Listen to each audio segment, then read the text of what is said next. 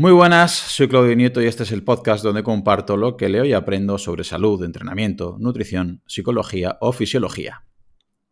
Los que me escucháis imagino que sabréis que soy un gran defensor de los hábitos saludables y si hay uno que infravaloramos es el sueño. Creo que dormir poco y dormir mal pueden estar detrás de múltiples problemas y para confirmar mis sospechas he invitado a un médico pediatra y especialista en medicina del sueño, el doctor Gonzalo Pin. Actualmente trabaja como director en la unidad de sueño Clineva de Valencia, por lo que poca gente nos puede informar más y mejor. Muy bienvenido, Gonzalo. Muchísimas gracias por estar aquí con nosotros. Muchísimas gracias a ti por la invitación y, bueno, a ver si cumplo tus expectativas, que son muchas. Sí, seguro que sí. Como te comentaba, bueno, aquí la verdad es que me estoy haciendo un friki del sueño y yo creo que hace 3, 4 o 5 años como mucho no le daba, ni la mitad de la importancia que cada vez le estoy dando más. Soy ya varios médicos y biólogos que habéis pasado por el podcast y por el canal de YouTube hablando del sueño y me gustaría que nos dieras una perspectiva diferente y un poquito más práctica y algo que me escribe bastante gente, ¿no? Y que me pregunte, claro, yo digo, a ver, yo no dejo de ser un profe de educación física, me encanta la salud, soy un estudioso infinito, pero nadie mejor que un pediatra y un especialista en medicina del sueño para hablarnos de trastornos y problemas del sueño que muchas veces se lo achacamos a algo presente, Gonzalo, pero comentas que en tus libros o en tus charlas que ya los últimos 3 meses de la gestación empezamos a influir, ¿no? Como papis y como mamis, en el futuro sueño de nuestros niños. Y también hablas de la importancia de la melatonina, de la placenta y demás. ¿Qué nos puedes decir sobre esta temática? Porque muchos papis y mamis estamos muy preocupados que nuestro niño no duerme bien o creemos que no duerme bien o al revés, ¿no? Creemos que duerme bien y no lo hace así. ¿Qué explicación tiene y qué importancia tiene estos últimos 3 meses y el contexto que hacemos los papis y las mamis respecto al sueño de nuestros niños? Bueno, te agradezco mucho esta pregunta porque es algo que pasa desapercibido y realmente es importante. Fíjate, hay dos situaciones. Por un lado, los horarios que tiene la madre van a influir muchísimo porque el feto en ese momento es como un órgano de la madre, pero es un órgano diferente porque es un órgano que se está formando y que recibe la información de hormonal y tal de la madre en función del momento del día, ¿de acuerdo? Si la madre lleva unos horarios de sueño adecuados, regulares, unos horarios de alimentación más o menos regulares y unos horarios de actividad física y exposición a la luz más o menos regulares, le está transmitiendo al futuro reloj biológico del bebé una información que le va a servir para que esas 20.000 células, que son el reloj biológico, que regulan millones de células, esas 20.000 células del feto vayan teniendo los datos necesarios para adquirir, una vez cortemos el cordón umbilical, unos ritmos de vigilia-sueño más armónicos y más adecuados en los primeros, al llegar al quinto o sexto mes. Pero por otro lado hay otro tema que es la afectividad y la tranquilidad o no tranquilidad de la madre. El estrés durante estos últimos meses de gestación produce en la madre un aumento del cortisol, evidentemente. Pues ese cortisol atraviesa la placenta y si al atravesar la placenta produce o puede producir una alteración en la relación entre dos partes del cerebro del feto que se están desarrollando, que es la amígdala, que es el cerebro afectivo, y el hipotálamo y el córtex. Vale. ¿Y eso qué hace? Pues mira, si se produce una alteración, ocurren dos cosas importantes. Una, variamos un poco la neurogénesis, que en castellano, variamos un poco la formación de nuevas neuronas en ese feto que está sometido al estrés de la madre. Y por otro lado, ese feto y ese bebé cuando nace tiene una alteración, un incremento, nace con estrés y entonces eso hace que su capacidad de adaptación a la alimentación, tanto materna como artificial, sea dificultosa, muerden más que succionan, son más irritables, y eso que genera estrés en el niño, en el entorno, o sea, es una cadena.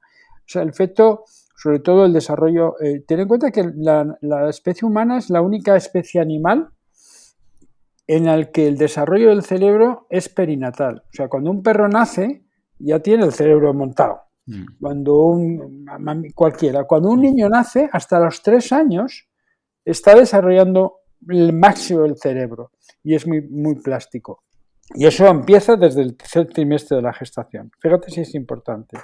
Y el feto duerme, y duerme según duerme la madre. Quiere decir que en algunos países esto se ha tomado en serio el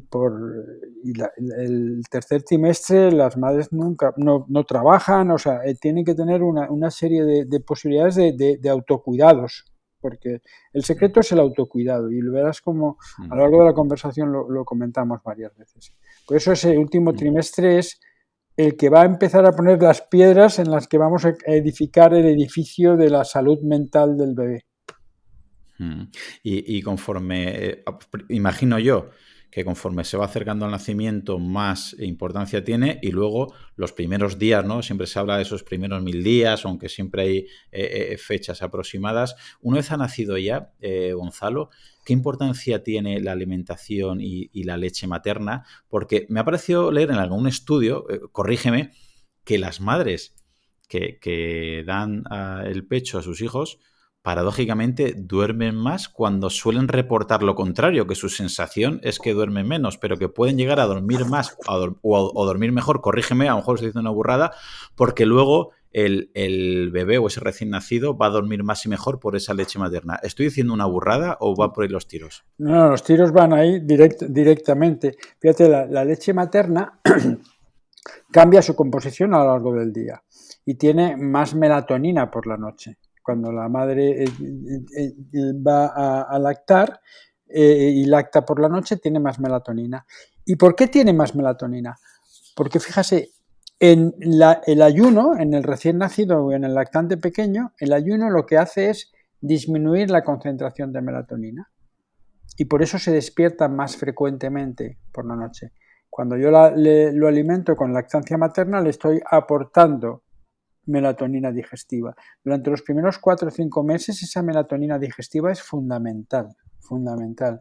Y la naturaleza lo hace muy bien, o sea, y aumenta. Por eso si yo me tengo que extraer, y es un consejo práctico, si yo me tengo que extraer la leche materna porque me incorporo a trabajar o porque cualquier cosa, es muy interesante que apunte, o sea, en donde la guardo, la congelo, a qué hora la he extraído y que proteja la leche que he extraído, la proteja de la luz, porque la luz destruye la melatonina con papel albal, con el papel de aluminio, ¿no?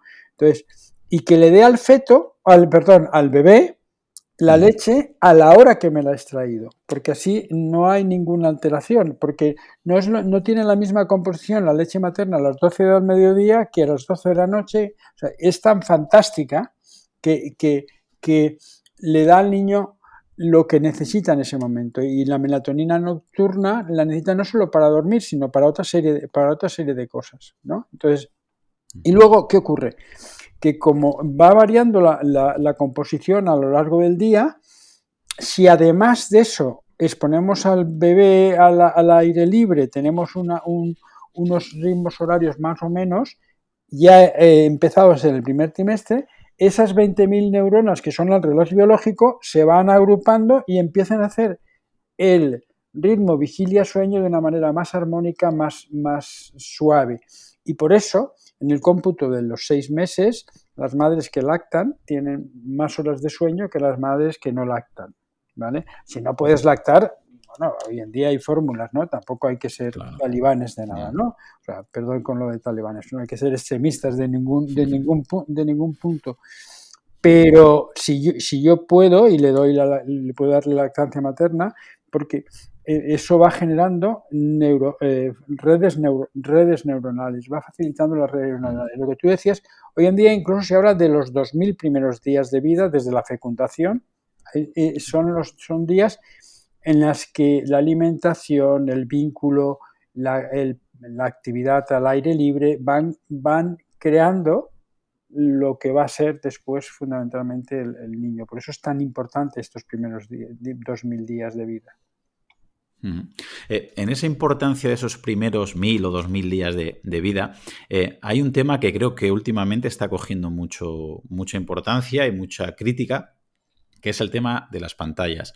Obviamente, esta temática podría dar un podcast por sí solo, pero la verdad es que eres el primero que escuché hablar de un problema respecto a la 2 dimensiones y 3 dimensiones que se desarrollan en los primeros meses y años de vida y que creo que mucha gente todavía no es consciente. Y a lo mejor es el sesgo, ¿no? De que, pues como los que nos gustan estos temas, nos vamos fijando, pero no dejo de ver, pues eso, papis y mamis que llevan a su niño en el carrito y siempre con el móvil, y a lo mejor algún familiar o amigo incluso se lo puedes decir, oye, mira, creo que estás abusando. Ah, no pasa nada, si eso ya, pues luego ya cuando camine ya, que ahora ya jugará y hará otras cosas. Y creo que muy poca gente sabe eso. ¿Nos puedes explicar la importancia que tiene esto y ese desarrollo que vamos evolucionando, ¿no? Biológicamente de 2 y 3 dimensiones y los problemas de utilizar los problemas no, un problema más añadido al abuso de tecnología que hay en esto de las dimensiones, Gonzalo? Sí, hay dos cosas con esto de la visión. Una, en el ojo hay un área que se llama mácula, que es realmente la que nos permite ver, ¿vale? Y esta mácula se va desarrollando y acaba su formación entre el tercero y el cuarto año de vida. Y esta mácula no está acostumbrada, no está preparada para recibir una visión tan blanca, tan cercana, ¿de acuerdo? Y entonces, no sé si te habrás dado cuenta, habrás hablado de que existe como una especie de epidemia de miopía infantil. Hay cada vez más niños miopes. Pues la pantalla anda por ahí. La pantalla en estos bebés que van... me ha hecho gracia porque hace unos días estábamos con mi mujer en un restaurante y había un bebé que tendría 5 o 6 meses que lo habían sentado con el teléfono delante para que viera unos dibujos para que sí los padres podían comer. Y yo, vamos, me tuvo casi que coger para que no me levante y decir, pero oye, ¿qué hacen ustedes? Pero bueno, esto es sí. ¿Vale? Eso es importante, la mácula. Y luego lo que tú dices, claro, el ser humano tiene una visión tridimensional, ¿de acuerdo? Pero no nacemos ya con todo. Como comentábamos antes, el desarrollo del sistema neurológico, del sistema nervioso central, es perinatal y hasta los 3 años está desarrollándose. Entonces, existe una verdadera dificultad para el bebé en traspasar esa imagen bidimensional a tridimensional. Y eso crea dificultades y crea reorganización de esas redes neuronales que hoy en día todavía están en estudio las consecuencias, pero una de las consecuencias que tenemos es dificultad de visión a medio y largo plazo. Eso ya está clara. Y por otro lado, el uso de las pantallas a esa edad tiene una tercer área, ¿no? Que es que lo que se produce es un incremento, cuando tú vas pasando de pantalla de forma rápida, un incremento de la dopamina, ¿no? Porque es la hormona y la oxitocina, que son las hormonas que nos dan placer, ¿no? Y esto lo estamos haciendo desde las primeras etapas de la vida. ¿Y qué pasa? Que estamos haciendo que el niño no sea capaz, el niño o la niña, perdón, no sea capaz de esperar para obtener una recompensa. Y esto, como docente, no sé si te suena a algo de hiperactividad, ¿no? O sea, no puedo aguantar y tengo que obtener una respuesta de manera inmediata, ¿no? Porque lo estamos aprendiendo desde el pequeño. O sea, tú cuando ves, yo he visto a veces en la consulta bebés que empiezan a llorar de 9, 10 meses y que los padres le dan para que se calme el teléfono móvil y que empieza a pasar páginas del teléfono móvil y dices, madre mía, la hora de prácticas que tiene este chiquito pues ese pasar está generando redes neuronales y está haciendo que la dopamina y la oxitocina chute, ¿no? Entonces no me permite respetar. Es muy importante. Fíjate que ahora los últimos estudios que hablan de evitar las pantallas hasta los 6 años, ¿vale?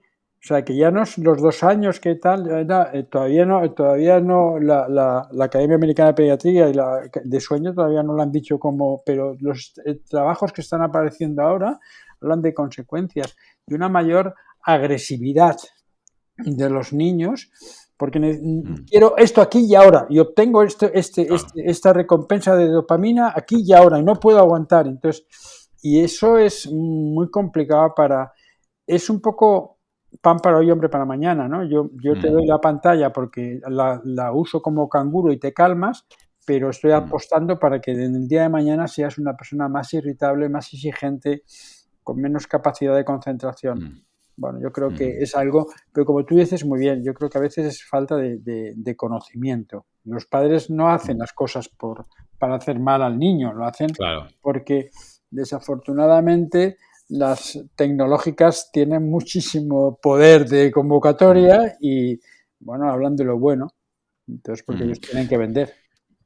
Yo creo que quizás en estas generaciones con tanta tecnología desde que nacen, llevamos relativamente poco tiempo y está un poquito en pañales. Quizás me equivoque, pero quizás a medio plazo podamos ver las repercusiones que tiene que desde un chaval prácticamente nace, tiene esa tecnología 24 horas al día, aparte de esa dopamina que estás comentando, obviamente, que luego a nivel de concentración y de atención va a ser un problema, de problemas de sueño, de lo de las 2 y 3 dimensiones, etcétera.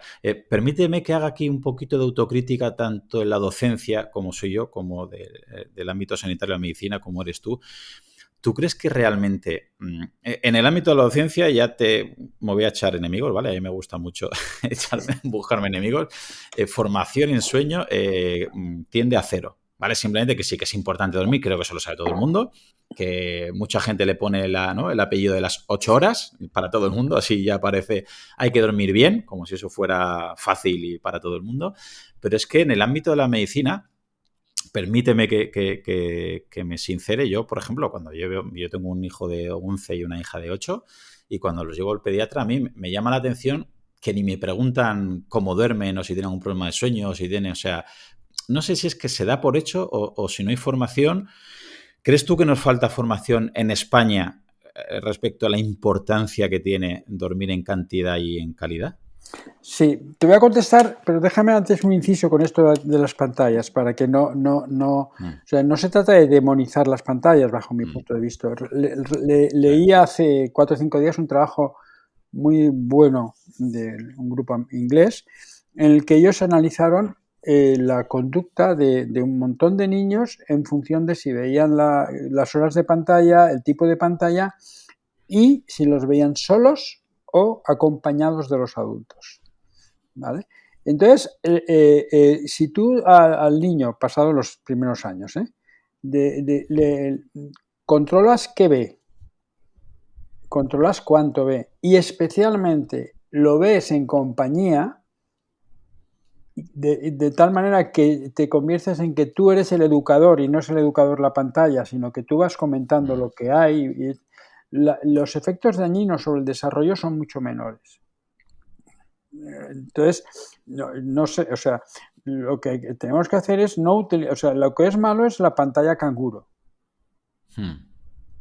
Tenemos que utilizar la pantalla con los niños y durante un tiempo y evitar que las pantallas impidan que el niño se socialice, que juegue en el parque, que forme parte, sí, pero no que sea el único juego y un juego en solitario, y a partir de los 3 años como mínimo. Bueno, y en la otra parte, la pregunta es si nos falta formación. Yo te digo que cuando un médico acaba el grado, 6 años de carrera, ha estudiado 7 minutos de sueño. En 6 años. 7 minutos de ¿Minutos? sueño. ¿Ha sido un error o lo has dicho? No, lo he dicho con la mayoría de los programas. Cada facultad puede ser como media, puede ser 10 o puede ser 5, pero vamos, esta es la media. Y luego en el posgrado de pediatría, en concreto, si no tienes la suerte de que lo haces en uno de los pocos hospitales que hay unidades de sueño pediátricas, pues no tienes ningún. La formación en sueño la estamos haciendo ahora en los cursos de formación continuada posteriores, ¿no? Y bueno, esto tiene. Hay una asociación de la que yo formo parte que se llama Alianza por el Sueño, en la que están casi todas las sociedades científicas que tienen alguna relación sobre el sueño. Hay pacientes también, hay industria, o sea, y que uno tiene el objetivo de esta formación es difundir el sueño, la importancia del sueño, y una de las cosas que estamos haciendo es reunirnos con los decanos de las facultades de medicina de todo el país para explicarles, óigame, habrá que introducir algo de esto, porque el déficit crónico de sueño que tiene esta sociedad es un problema de salud pública, y es un problema de salud pública desde la infancia hasta la tercera edad, ¿no? Entonces, no hay formación, no hay, como en resumen del rollo que te he soltado, es que no hay formación. Eso es lo que vamos, la impresión que me da a mí y sobre todo, por ejemplo, hasta hace relativamente poco, hablar de ritmos circadianos casi era motivo de burla, ¿no? Y se mofaban de gente. Lo que pasa que luego, por gente como tú, ¿no? Como Juan Antonio Madrid, pues empiezan a publicar, a divulgar, a demostrar, y otros cronobiólogos, y claro, ya se da importancia a cosas que, por ejemplo, cuando pasan, porque hasta ahora hemos hablado de bebés, ¿no? Y de niños pequeños, pero luego vemos que cuando pasan a adolescentes, ya ese cronotipo ya se empieza a entender y empieza a dar explicaciones a cosas que suceden a nivel fisiológicamente, que luego explican comportamiento, actitudes, hasta qué punto es cierto esta existencia del cronotipo, por ejemplo, que suele pasar en los adolescentes, que pasan de ser un poquito más alondras, es decir, más madrugadores, que se levantan antes y que se acuestan antes, como les suele pasar a los bebés normalmente, y pasan a un cronotipo más búho, es decir, tienen esa necesidad de acostarse más tarde, no les viene el sueño hasta más tarde, pero claro, también no les entra ganas de despertarse o no están preparados fisiológicamente para despertarse también hasta una hora más tarde. ¿Esto existe, Gonzalo? ¿Es genético? ¿Es adquirido? ¿Hasta qué punto podemos hablar de esto? Bueno, no existe, no es una característica del ser humano que mide la relación que tenemos los seres humanos con el tiempo ambiental. Y sabemos que somos de tres tipos, ¿no? Somos personas matutinas que necesitamos acostarnos pronto y levantarnos pronto, y cuando nos levantamos pronto ya estamos física e intelectualmente muy activos, y tenemos la suerte, los que son así, tienen la suerte que la gente dice, mira qué trabajador es, pues ya se levanta activo, ¿vale?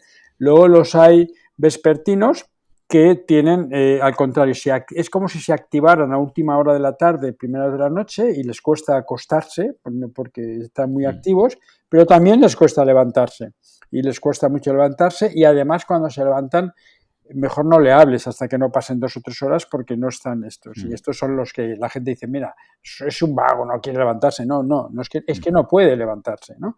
Y luego hay otro grupo de seres humanos que tienen un reloj biológico que se adapta fácilmente, ¿no? ¿Vale? Entonces, como tú decías antes, los niños pequeños suelen ser madrugadores. Ten en cuenta que son madrugadores sábados y domingos también, y en vacaciones también, ¿eh? Esto para que lo sepamos todos, que no tienen. Entonces, pero cuando llegan a la adolescencia y eso se ha tomado como un dato de inicio de la pubertad, su reloj biológico empieza a retrasarse, y se retrasa 20, 25 minutos en niños y un poco más en niñas, en chicos, en chicas, cada año de la pubertad. De tal manera que se retrasa a final de los 2 o 3 años, pues casi una hora. Si yo me dormía bien a las 10 de la noche, ahora me va a costar a las 11, pero probablemente más tarde, ¿no? Pero me tengo que levantar más tarde, o sea, necesito levantarme más tarde, porque además el adolescente necesita fisiológicamente dormir un poco más que el preadolescente, una hora más o menos, ¿no? Entonces, fíjate si la cosa la hacemos mal toda la sociedad, fíjate, porque además el adolescente tiene una cosa que se llama que acumula la presión de sueño de una forma más lenta. Entonces, cuando llega la noche, tiene menos presión de sueño porque la ha acumulado más lenta. Entonces, por eso el adolescente, aunque duerma poco, por la noche está espitoso, porque su presión de sueño es menor. Y además, el adolescente es mucho menos sensible a la luz blanca por la noche. Luego la luz blanca, me he equivocado, mucho más sensible a la luz blanca por la noche, y muy poco sensible a la luz blanca por la mañana. Luego esa luz blanca que tengo el aparato de este ordenador que tengo delante, esta luz blanca me está diciendo a mi cerebro, hay luz blanca que es la luz de al mediodía, no es hora de dormir. Además, me he convertido biológicamente en un búho. Esto quiere decir que mi melatonina, cuando llega a la pubertad, se segrega cada vez más tarde. ¿De acuerdo? Y además, por la mañana soy muy poco sensible a la luz blanca, quiere decir que la luz blanca no me espabila. Y tú, como docente, me pones las matemáticas a las 8 de la mañana, con lo cual yo estoy sentado en tu clase y mi cerebro sigue durmiendo. Tú eres docente, tú sabes que cuando entras en clase de unos adolescentes a las 8 de la mañana está muy tranquila, hay un silencio fantástico, porque todos están atendiendo, no están atendiendo, están durmiendo. No. Cuando entras en clase a las 11 de la mañana es un follón, porque todos ya se han despertado, ¿no? Y por eso nosotros hicimos un trabajo, un estudio con la Unión Europea, y fíjate, el mero hecho de colocar los exámenes en vez del lunes a primera hora, colocarlos el miércoles, mejoraba el rendimiento. ¿Por qué? Porque están más espabilados, porque claro, es que el adolescente además el fin de semana sale o el fin de semana trasnocha más. Entonces llega el lunes con un jet lag social, un jet lag como cuando si viniera de Estados Unidos. Entonces todavía eso, los lunes es más complicado. ¿Eso qué ha hecho? Que en algunos países retrasen las horas de inicio de los institutos. Entonces, solo con retrasar media hora mejora el rendimiento. No porque el adolescente se acueste más pronto, sino porque le permite levantarse más tarde y le permite estar más de acuerdo con su reloj biológico. ¿Sabes? Nos hemos adaptado en esto. Y esto de los cronotipos es muy bonito, perdona que me enrolle, pero No, por supuesto. es muy bonito porque es genético y es un poco antropológico, porque cuando los seres humanos estábamos en la selva, había unos que tenían que vigilar a primera hora de la noche y otros que tenían que vigilar después, ¿no? Y entonces por eso empezó a haber gente alondra y gente búho. Se fue metiendo en nuestro ADN, eso está ahí y forma parte de nuestra historia. Y el cronotipo es personal de cada uno, es genético, no lo podemos cambiar, podemos hacer cosas para intentar mejorarlo, pero el que es alondra y el que es búho es búho. Y además sí que se modula a lo largo de la vida. Los pequeños son alondras, los adolescentes son búhos, algunos buazos, y los abuelos somos alondras de nuevo otra vez. O sea, esto varía un poco. Pero siempre dentro de tu gama. Tú eres búho y serás más o menos búho a lo largo de la vida, eres alondra, serás más o menos alondra a lo largo de la vida. Como comentabas, ¿no? Creo que lo has explicado de manera espectacular y yo muchas veces lo he comentado también por aquí. Bueno, en mi instituto yo le he dado mucho el coñazo a mi jefe de estudios y al director con todos estos temas y después de 2 años siendo bastante pesado, hemos retrasado el horario de entrada en vez de a las 8 de la mañana a las 9. Claro, no se puede hacer un estudio comparativo porque la muestra va cambiando y demás, pero sí que se puede ver lo que comentabas, es decir, que el rendimiento académico ha mejorado.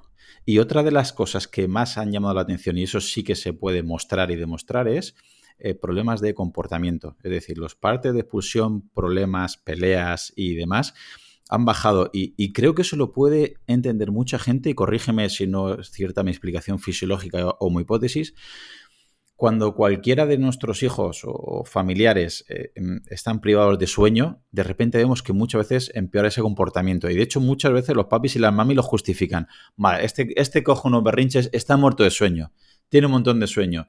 Y una explicación fisiológica es que, luego nos meteremos en profundidad, que cuando el sueño hace su función, una de las cosas que hace es, como comentabas antes de la amígdala, ¿no? Esa corteza prefrontal y ese sistema límbico, pues son capaces como de resetear y estar bien. Pero si vamos privando el sueño, ese sistema límbico y esa amígdala pueden ser más reactivos y te puede dar, con esa privación de sueño al día siguiente, pues que comas peor o tengas más impulsos o no te controles tanto tu actitud, con lo cual sea más fácil que pues discutas, tengas una pelea o tengas un peor comportamiento.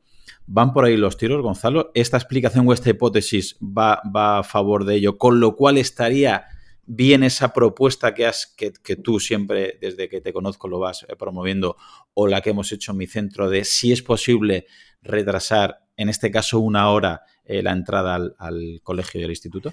Sí, además es que, como me decía mi primer tutor, Sí, pues cuando te creas que has descubierto algo, vete a la biblioteca que verás cómo está escrito por alguien que no. Entonces, sí, esto me lo dijo un día que yo me había subido mucho porque había Sí, hecho una cosa y de para que esto que tú has hecho, Pepito lo hizo hace ya años, sí. o sea que no eres tan listo. No, no, te lo digo porque en Estados Unidos, que muchos estados han hecho ese retraso de inicio, ya han hecho ese estudio y nosotros en el estudio que hicimos con la Unión Europea también comprobamos la conducta y los problemas de comportamiento dentro de clase antes y después. Y en el Instituto este de Estados Unidos, que creo que era de Chicago, bueno, pasaron de 3.000 y pico episodios problemáticos a 1.000 y pico, o sea, casi el 50%. Y en nuestro estudio pasamos lo mismo, disminuimos el 50%. Quiero decir, ¿por qué? Porque cuando tú tienes un déficit crónico de sueño, la amígdala está hiperdimensionada. Y además en el adolescente se produce otra situación que es muy, muy interesante, que es que en la adolescencia se aumentan mucho las conexiones de la amígdala, pero muy poco las conexiones del lóbulo frontal. Quiere decir que el adolescente actúa más por afectividad que por raciocinio. Cuando a un adolescente le pasa algo, es lo peor del mundo. ¿Por qué? Porque su amígdala es así de grande y la corteza frontal es así. Pero claro, si tú a esa ya fisiología de hiperdimensión de amígdala y no de corteza le sumas un déficit de sueño crónico que además lo que hace es poner más en marcha todavía la amígdala, el control de impulsos, las emociones son muy difíciles de controlar y por eso tienen esas dificultades. Y no solo eso, sino que el chaval, el adolescente con déficit crónico de sueño toma decisiones de riesgo sin que la corteza frontal evalúe, con lo cual está a mayor situación de riesgo. Uno de los datos que llama la atención es que el inicio de desarrollo de la mayoría de las enfermedades mentales del adulto es en la adolescencia. Y hoy en día sabemos que está muy, muy condicionado por el déficit crónico de sueño. Y otro de los datos que estamos manejando ahora es el intento de autolisis, que tenemos desde la pandemia un incremento, también está relacionado en gran parte con déficit crónico de sueño. Porque, como tú has dicho, la emoción, la afectividad, la amígdala es la primera que sufre. Entonces, fíjate, la amígdala le enseña al hipocampo cómo aprender. Y la amígdala es la que nos da la sensación de ansiedad o de miedo. Si yo le estoy enseñando al hipocampo con una amígdala hiperdimensionada, le estoy enseñando a aprender sensaciones afectivas incorrectas. No sé si me explico. Completamente. ¿Vale? Entonces, precisamente hay dos edades que son muy importantes el sueño, los primeros 3 o 4 años de vida, como hemos comentado antes, y la adolescencia, precisamente por este cambio de las uniones sinápticas entre la amígdala y el frontal. Y son las dos edades en las que maltratamos el sueño. Y entonces, sobre todo, a mí me preocupa mucho, y si me conoces, me preocupa mucho el tema del adolescente, porque o sea, si un adolescente tiene esas dificultades, tiene 3 veces más probabilidades de ser un adulto con dificultades. Entonces, yo cuando trato a un adolescente, no trato al adolescente, trato al futuro adulto. Claro. Para que tenga menos dificultades laborales, de pareja, etcétera, etcétera. Entonces, darle la oportunidad al adolescente de dormir lo que él necesite sería necesario. Y eso hace falta, además, una educación, ¿no? O sea, yo no le puedo decir a mi adolescente cuando estoy a las 11 de la noche con el ordenador, no, apaga el móvil. No, esto es un problema familiar, ¿no?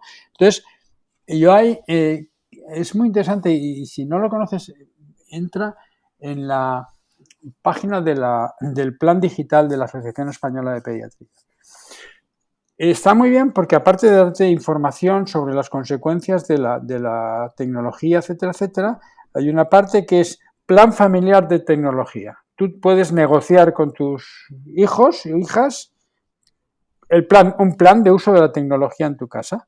Cuánto la usas, cuándo la usas y dónde la usas, ¿no? Y eso es algo que se firma en la familia, se hace un contrato, ¿no? Y después de una negociación.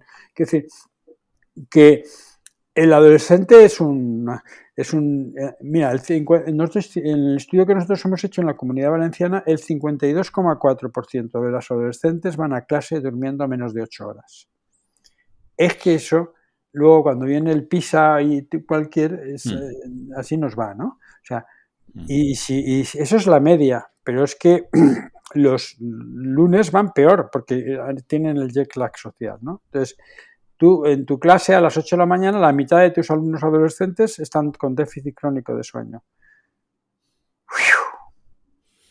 Y creo que voy más allá, lo voy todavía a empeorar un poquito. Llevo un par de años en mi instituto que hemos creado una asignatura que es hábitos de vida saludables, la asignatura de salud. Y Qué uno bien. de los bloques temáticos es el sueño.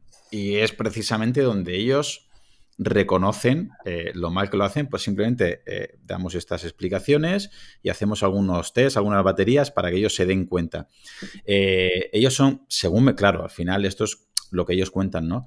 Muchos te cuentan que se acuestan a la 1, a la 1:30, a las 2, levantándose a las 7, chavales de 14, 15 años, son conscientes que luego al día siguiente en clase están dormidos, que luego necesitan una siesta muy amplia, que luego por la noche no se pueden dormir bien, que luego el fin de semana se levantan a las 12, pero una de las cosas que hicimos, uno de los talleres que hicimos eran estadísticas para ver si eran comparativas proporcionales y luego simplemente en un debate para ver si creen que podía influir o no. Y daba la casualidad que en esas clases, para que no fuera nominativo, ¿no? Y que no fuera, pues mira, Gonzalo Pin tiene obesidad y duerme poco o tiene... Pero era proporcional en aquellas aulas, en aquellas clases donde los alumnos dormían menos, era una proporción muy llamativa, que había más trastorno de déficit de atención con hiperactividad, obesidad, diabetes. Y claro, yo simplemente por no machacar mucho ese tema hacía un debate. ¿Hasta qué punto creéis que puede influir la privación de sueño con pues peor salud? Ya no es a nivel mental o a nivel psíquico, como os he comentado antes, sino a nivel de que escogen peores alimentos, tu metabolismo es diferente, con lo cual más obesidad, más diabetes, peor atención, más hiperactividad. Los resultados no los puedo publicar porque no deja de ser una población, una muestra muy pequeña y son datos particulares de alumnos con nombre y apellidos, con lo cual creo que no es de recibo. Pero yo, leyendo esto, Gonzalo, con esa gráfica en mis manos, a mí se me ponía la piel de gallina pensando, creo que no somos conscientes y muchos de ellos digo, pero a ver, venga, fulanito, ¿cómo que te acuestas a la 1, a las 2? ¿Qué haces hasta esa hora? ¿O qué hacen tus padres? No, yo me meto en mi cuarto y como tengo mi videoconsola o tengo mi móvil o tengo mi tablet, entonces claro, digo, por mucho que yo aquí en clase les intente educar o enseñar o explicar estas cosas, si yo comprendo que un chaval con 14 años, mira, mi profe Claudio me dice que esto no es muy bueno, pero llego y tengo aquí un Monster, tengo aquí una videoconsola y tengo 15 años con lo que decías, ¿no? Con lo cual mi amígdala es así y me apetece jugar y me apetece ese placer y me apetece esa explosión y la corteza prefrontal está inhibida. Yo soy muy pesimista. ¿Hasta qué punto llevo razón con este pesimismo o no van por ahí los tiros? Sí, no, vamos a ver, yo era muy pesimista hasta que descubrí que el problema es un problema más muy complejo y, por ejemplo, yo aprendí que si implicamos docentes, alumnos y familias, la cosa cambia. Fíjate, en este estudio que hicimos durante casi 4 años con la Unión Europea en 3 países diferentes, yo que era el investigador principal y el que diseñé un poco el estudio, al principio era muy reacio el estudio consistía en ver cómo mejoraba la conducta, el rendimiento si mejorábamos el sueño y los horarios escolares, ¿no? Y era muy reacio a que participaran adolescentes, porque pensaba que ya era tiempo perdido, ¿no? Vale, pues para mi sorpresa, el grupo que mejor adaptó y mejoró fueron los adolescentes. Pero yo creo que el secreto estaba en la implicación fundamentalmente, no ya del adolescente, sino del docente y del familiar.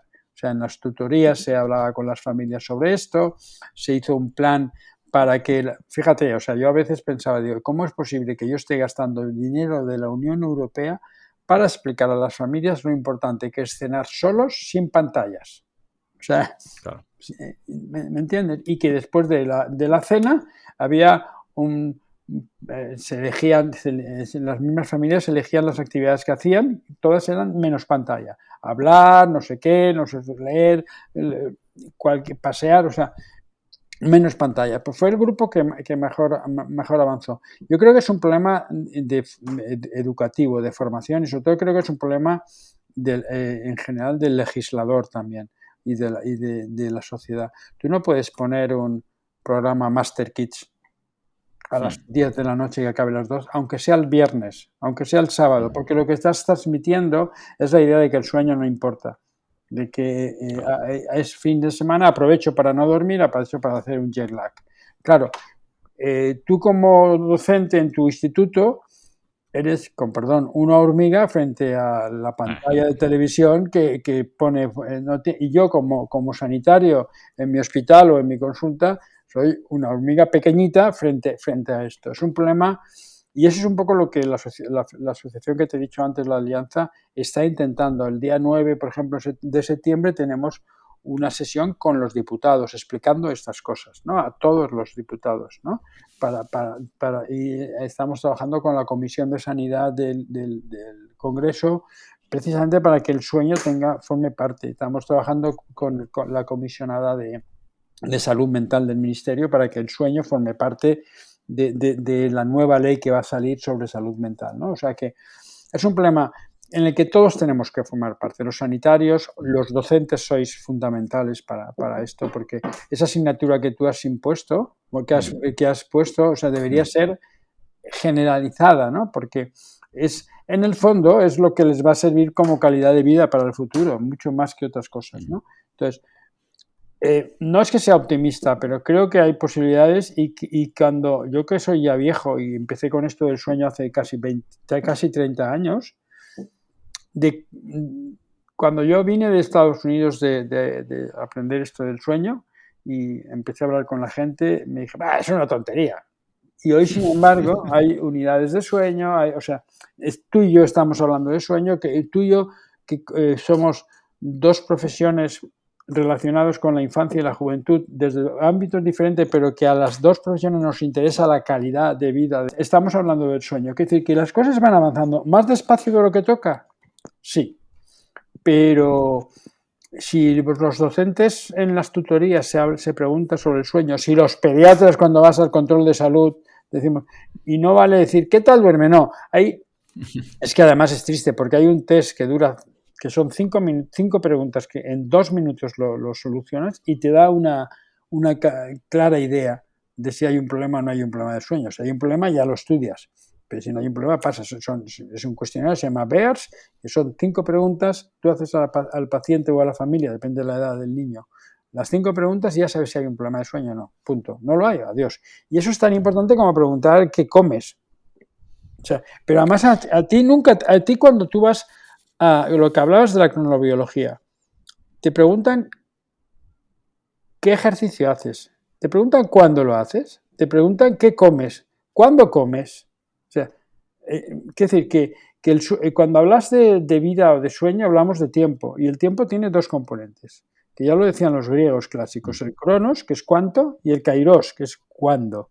Y es tan importante una cosa como la otra, ¿no? O sea, tú sabes muchísimo más de nutrición que yo, que no es lo mismo comer a una hora determinada que a otra. ¿Por qué? Porque la microbiota también tiene su ritmo circadiano, y porque la grelina y la leptina, cuando decías antes, hay más obesos en los que duermen peor, claro, porque los que duermen peor tienen una alteración de la leptina y la grelina, que son los que nos dicen si estoy saciado o no estoy saciado, y si tengo hambre o no tengo hambre, y además me aumenta la apetencia por comidas basura. O sea, cuanto menos sueño tengo, cuando yo me levanto a las 3 de la mañana a comer, no me como una ensalada, una zanahoria, me como los espaguetis que han sobrado antes o me como la tarta que ha sobrado antes. Claro. Tengo mayor tendencia a comer comida basura, o sea, y tengo... Entonces, no sé por qué te estaba diciendo esto, pero que vamos avanzando. Y también creo que es importante por lo menos tener ese conocimiento mínimo que yo te decía, por ejemplo, desde la docencia y las familias, porque pasamos obviamente mucho tiempo con ellos, con estos adolescentes, Y te comentaba, a veces, muchas veces queremos medicalizar todo y yo lo entiendo, ¿vale? Y yo veo muchos alumnos, muchos adolescentes, pues tomando melatonina y tomando otras sustancias que yo, por ejemplo, siempre recomiendo al doctor Darío Acuña y demás, porque a veces parece fácil, ¿no? Pues mira, mi hijo no duerme o mi primo o mi prima no duerme, pues melatonina para que duerma. A priori desde fuera, pues parece lógico, ¿no? Pero es que simplemente los propios tutores, que a veces yo paso un test, duermo mal, oye, menganito, ¿por qué duermes mal? Pues es que yo doy muchas vueltas en la cama y a lo mejor hablas con los padres, es que tiene piernas inquietas y tal. Y dices, bueno, vale, fenomenal, pues que el pediatra, el médico lo valore, pero por curiosidad, ¿le han hecho alguna analítica para cómo tiene el hierro? Por curiosidad. No. Pues bueno, si tienen la opción ustedes de hacerle la analítica, y a lo mejor resulta que tiene una anemia. Y esa anemia, simplemente tratando esa anemia, y esa anemia puede ser una celiaquía, ya, por no rizar el rizo. Y a lo mejor esa persona duerme mal por una anemia y dice, ostras, es que relativamente era fácil o sencilla la solución. Y claro, está ese adolescente o ese chaval durmiendo mal y cansado, pero es lo que tú comentabas, va a estar así mucho tiempo. Claro, si le das melatonina o le das antidepresivos o le das cualquier cosa para que duerma, al final va a dormir. Pero el origen de ese problema de sueño no era una disrupción circadiana, no era un jet lag, no era que no genere melatonina o no era ese problema, sino era otro problema que si no somos capaces de ver el origen. Y por eso te quería decir, normalmente queremos una solución fácil, sencilla, ahora me voy a meter con la melatonina. Y todo el mundo busca la melatonina cuando a veces puede ser, repito, desde un problema de nutrición, desde un problema de cronobiología o otro problema que podíamos atajar y atacar antes que aplicar esta melatonina y que entiendo que habrá casos, como el doctor Acuña siempre explica, que la melatonina está más que justificada y es necesaria y es beneficiosa, pero que no es para todo el mundo ni gratis, ni efectos secundarios, ni es para todos. Claro, tú estás hablando porque lo primero es distinguir si yo tengo un problema con el sueño o tengo un trastorno del sueño. ¿Vale? Un problema del sueño, un problema con el sueño es un problema educativo, es un problema de horarios, etcétera, etcétera.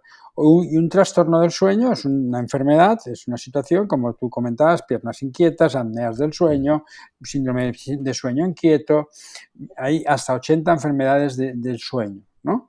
Y luego está, si tengo un trastorno del sueño secundario a la celiaquía, secundario a un asma, o sea, vamos a ver, cuando yo tengo un niño o una persona que duerme mal de manera continuada, esto es un acto médico que yo tengo que hacer, una exploración, una anamnesis, un diagnóstico diferencial y un tratamiento. Y cuando pongo el tratamiento cuando he conseguido un diagnóstico. Y si no consigo el diagnóstico, porque en medicina muchas veces no llegamos a un diagnóstico, tengo que poner un tratamiento, ¿cómo se llaman?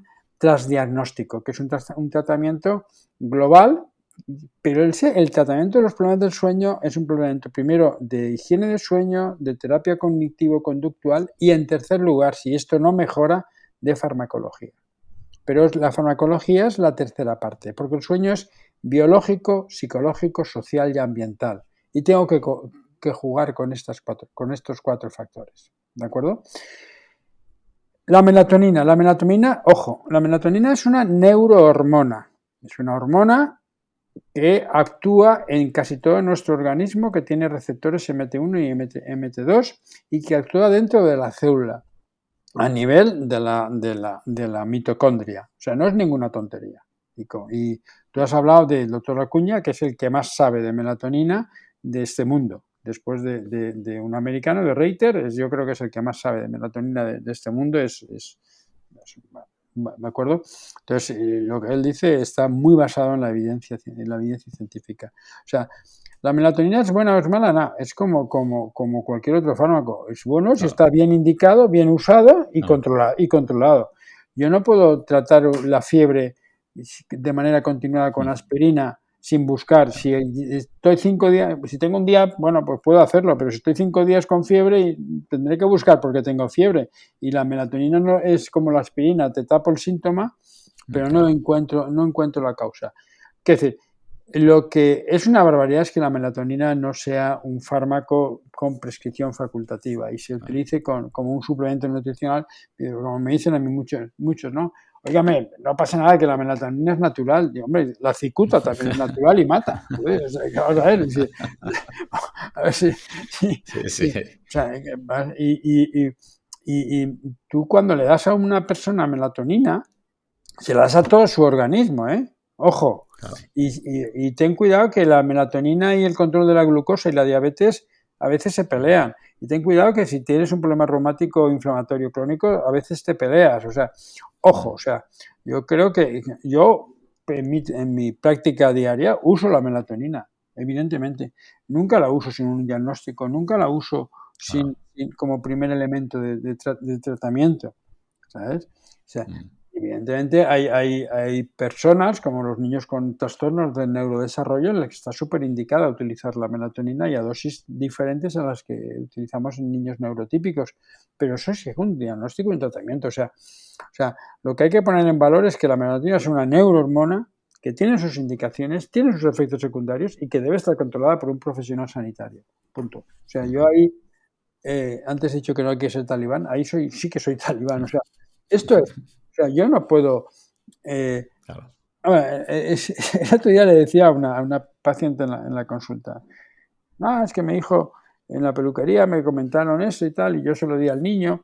Digo, vamos a ver, usted es diabética, sí. Y si cambia la insulina según le digan en la peluquería qué insulina se toma Pepita igual Juanito, no, se toma la insulina que le ha dicho el endocrino, ¿a que sí? Pues esto es lo mismo. Esto es exactamente igual. Y sobre todo con un niño, o sea, que está en desarrollo, aunque sea un adolescente que está en desarrollo. Yo creo que el mensaje a trasladar con la melatonina es: ¿la melatonina se puede usar? Sí. No como primera elección y siempre bajo un control facultativo de un profesional que sepa lo que lleva entre manos. Y dentro de Sí. un complejo plan de tratamiento que incluye más cosas, como es, por ejemplo, que el dormitorio del adolescente sea un dormitorio de como cuando yo era joven en el siglo XVIII, sin ningún tipo de tecnología. Pues esto. A eso vamos. Quiero ir precisamente a hacer una pequeña así ley de Pareto que me gusta siempre acabar con algunos consejos prácticos, claros, sencillos, para que la gente entienda por lo menos por dónde van a ir los tiros. Y repito, porque muchas veces, como ahora vamos a comentar, no estamos respetando los propios padres el uso de pantallas, de luz, de temperatura o el tema del estrés o entrenamiento a última hora del día. Y claro, nos queremos ir a la cama, nosotros o el niño o la niña, y no duerme, pues eso, hay ositos de gominolas con melatonina que parece que sea la solución y hay que hacer por lo menos, primero hay que acudir a un experto especialista del sueño si hubiera problemas, pero primero vamos a hacer las cosas bien porque quizás que estamos haciendo algo mal y en vez de poner algo más, como es melatonina o cualquier cosa, quizás hay la vía negativa de Taleb, ¿no? Es mejor quitar lo que estás haciendo mal y al final, si lo haces bien, el cuerpo no es tonto y el cuerpo va a tender a regular el sueño. Así que, si te parece, vamos a empezar por pantallas. Sabiendo que no hay que utilizar pantallas justo hasta antes de ir a dormir, ¿te atreverías, Gonzalo, a decir alguna prescripción específica de no utilizar pantalla hasta X minutos o X horas antes de irse a la cama, tanto para adolescentes como para adultos? Repito, esto me gustaría que sea para los dos, porque como has comentado al principio, ¿no? Muchas veces se quedan papi y mami con el ordenador o con el móvil o con el trabajando o viendo Netflix y le dices a los familiares que se vayan a dormir y eso pues, parece que Es choca, ¿no? O complicado. sea, claro, tú sí y yo no. ¿Esto cómo es? ¿Qué nos puede decir de las pantallas? Esto es así, o sea, muy fácil. La evidencia científica es la que manda.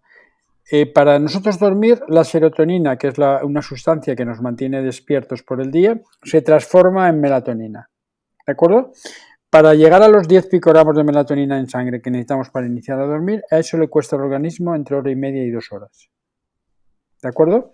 Si yo me pongo una pantalla delante, en los adultos disminuyo la producción de melatonina en un 40% y en niños en un 80%. Eso quiere decir que hora y media antes de que yo me quiero ir a dormir, tengo que dejar de usar las pantallas. Porque es el tiempo que necesita el organismo para pasar de serotonina a melatonina. ¿Te contesté? Vale. Sí, y ahora un oyente está pensando, vale, pues es que yo siempre me duermo viendo la tablet o el móvil o una película y me quedo durmiendo y lo he hecho toda la vida. ¿Qué le podríamos decir, Gonzalo? Sí, que realmente lo que sabemos de eso es que su fase de sueño N3 es diferente. O sea, hay una alteración de la micro y la macroestructura del sueño. La calidad del sueño no pasa nada. Y ese oyente probablemente será joven, pero que eso se paga. Vale, fenomenal. Por, Está contestado. ¿vale? ¿Y la luz? Porque, vale, no hay pantallas, pero está en una habitación con mucha luminosidad, estas bombillas LED que son económicamente son mucho más rentables. Son un gran avance tecnológico, pero creo que para nuestra fisiología eran mejor, ¿no? Más incandescentes, más rojizas. Claro. ¿Qué podéis decirnos de eso?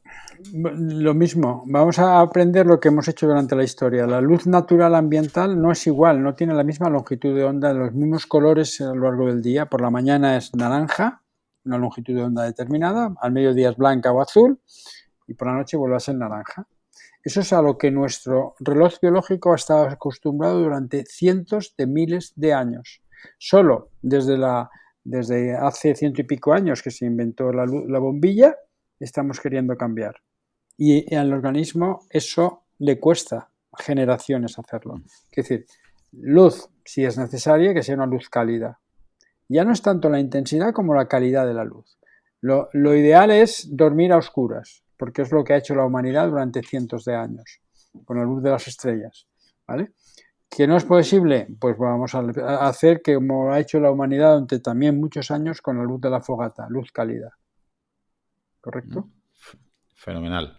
Vale, otro punto. Temperatura, porque si algo creo que en las gráficas que hemos hecho de salud con los alumnos era muy llamativo, era que simplemente, claro, no podían tener termómetros, ¿no? para comprobarlo, pero la sensación térmica, yo le decía, ¿qué sensación térmica tenéis de más calor o más frío en el instituto por la mañana o por la noche en casa? Y paradójicamente era al revés de lo que espera la fisiología, es decir, por la noche en su casa tenían más temperatura, más calor que por la mañana. ¿Hasta qué punto influye eso, Gonzalo, en el sueño? Claro, la temperatura es el primer marcador biológico del sueño. Es decir, cuando nosotros vamos a dormir, nuestro organismo se enfría el cerebro, enfría el resto del organismo. ¿Y cómo enfría? Perdiendo calor. No sé, te das cuenta, ¿no? Que mucha gente duerme con los pies fuera de la sábana, ¿no? ¿Por qué? Porque perdemos calor por los pies y por las manos, ¿de acuerdo? Tiene que haber 3 o 4 grados de diferencia entre la temperatura ambiente diurna y la nocturna para que haya una buena calidad de sueño. Es fundamental bajar la temperatura. Y la temperatura es, sí, bueno, ahora que estamos en verano con estas noches torridas, la gente duerme peor porque no hay esa diferencia, ¿no? O sea, es muy importante porque eso facilita que el cerebro se enfríe y forma otra serie da otras órdenes. Cuando vuelve a aumentar nuestra temperatura interior es cuando es muy bonito, es muy bonito. Cuando sube la melatonina por la noche se cruza con la bajada de la temperatura. Cuando se cruzan es cuando nos dormimos. Por el día empieza a bajar por la mañana para despertarnos, empieza a bajar la melatonina, empieza a subir la temperatura. Cuando se vuelven a cruzar es cuando nos despertamos. Si yo a la temperatura no le hago caso, malamente. Es buena idea en estas noches de verano tan calurosas que tenemos aquí en España actualmente pegarte una ducha tibia o fresquita antes de ir a la cama a aquellas personas que tengan mucho calor. Sí, es una buena solución porque ayuda a refrescar el cerebro. Cuando tú te duchas con agua fría o templadita si quieres, lo que estás haciendo es pasar calor interior al exterior, ¿no? Entonces es una buena medida para mejorar el sueño. Otro punto importante es el estrés, ¿no? Y como antes comentabas, si tienes una discusión o estás muy cabreado o estás muy emocionado y te tienes que ir a dormir, no te vas a dormir. Y por desgracia no nos dormimos cuando queremos, sino nos dormimos cuando fisiológicamente tu cerebro decide que es hora de dormir. ¿Qué le podemos decir a aquellos padres que justo discuten con sus hijos porque vete a la cama, vete ya, que es tarde, te tienes que dormir, que tienes que levantarte pronto y hay discusión y hay un portazo? Entendemos que acto seguido de eso es casi imposible, pues no imposible que se duerma ni el adolescente ni el adulto. Ni el padre. ¿Hasta qué punto tenemos que entender esto y qué consejo podríamos hacer para intentar bajar el estrés? ¿Cuántos minutos o cuántas horas antes del inicio del sueño sería lo ideal, Gonzalo? Cabreados no nos dormimos. cabreados no nos dormimos. Y si nos dormimos cabreados, porque estamos con un déficit crónico de sueño, a la hora y media, a las 2 horas nos despertamos, pasado el primer ciclo de sueño. Quiere decir que en niños pequeños no es el mejor sistema pelearse por que recojan los juguetes antes de acostarse. Entonces hay que hacerlo, como comentábamos antes, entre media hora y una hora antes. Ahí tiene que haber un periodo de tranquilidad, de afectividad, de relajamiento. Uno de los problemas que ves en la consulta de sueño es la dificultad que tiene la gente para desconectar. O sea, hemos pasado, fíjate, los antropólogos nos enseñan mucho, ¿no? En las tribus que todavía están no están en nuestro tipo de sociedad, sino que continúan en una sociedad, ¿vale? Cuando se reúnen alrededor del fuego al mediodía, las conversaciones son conversaciones prácticas. Cuanto hay en el almacén, Cuando se reúnen alrededor del fuego en la cena, las conversaciones son conversaciones afectivas, son el recuerdo de alguien que se ha ido, los cuentos que cuentan los mayas, o sea, y nosotros hemos cambiado ese tiempo de afectividad y de relajación por estar con el ordenador, con la tablet o con el Netflix intensos, ¿no? Entonces, desde la cena sería lo ideal, ¿no? O sea, la cena es aquellos que tienen el privilegio de cenar en familia, la cena no solo es un acto nutritivo, es un acto social, es un acto afectivo de comunicación, ¿no? Y después de la cena debería haber un tipo de relajación, que puede ser ver una película juntos, esto no digo que no, pero tiene que ser una cosa relativa. Para cabrearnos y eso por la mañana, y así nos vamos espitosos a trabajar. Sí, o sea, que si hay una reprimenda o hay algo que algún tema peliagudo sacar, sería mejor guardártelo o no, decir, bueno, mañana al desayuno hablaremos de esto para... Por dos cosas. Una, porque yo me lo guardo como adulto y eso hace que mi cortisol baje y que lo pueda reconducir y que por la mañana lo plantee con menos testosterona y con más sentido, y porque no le complico el sueño a mi adolescente. Y para terminar, un punto que creo que, hasta hace muy poquito nadie o está tan demostrado los beneficios del entrenamiento, pues que, como comentabas, ¿no? Que se hablaba de la importancia de entrenar, pero no tanto de cuándo entrenar. Y a veces lo digo porque lo veo en alumnos míos, que los horarios que tienen de entrenamiento se van bajando hasta las 8, 9 de la noche en invierno, salen a las 10 de entrenar, claro, están en un pabellón con una luz muy, muy intensa, vienen de hacer un partido de baloncesto o lo que sea, de nadar, y vienen, como comentabas, ¿no? Espitosos, y dices, claro, son las 11 de la noche y el chaval está todavía con la tensión arterial por las nubes, con el pulso por las nubes, todavía está sudando, tiene cortisol, tiene adrenalina, tiene hambre, es completamente imposible fisiológicamente, que por los padres, por mucho que se cabreen, duérmete ya, es que es en contra.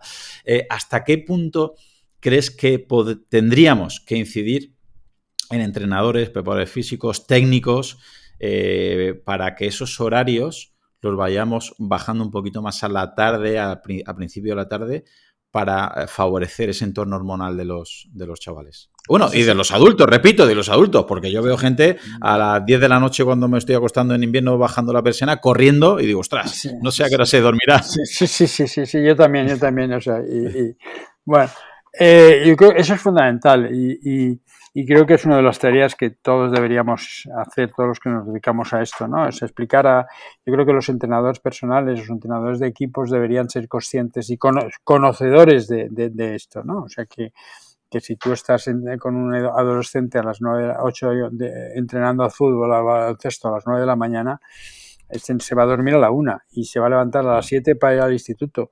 Esto es un problema, es un problema serio.